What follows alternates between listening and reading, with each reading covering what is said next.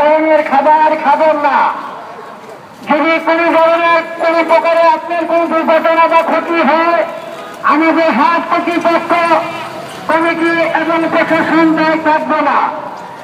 আপনাদের যদি কোনো প্রতারক বা মরণ পার্টি, অজ্ঞান পার্টি যদি কোনো সমস্যা বা দেখেন, আমাদের আইনগত ব্যবস্থা নেবে। প্রশাসন ভাই আছেন, police control, traffic action control গিয়ে আপনি নালিশ করবেন, তখন আপনি আপনার উপস্থিত যাবেন।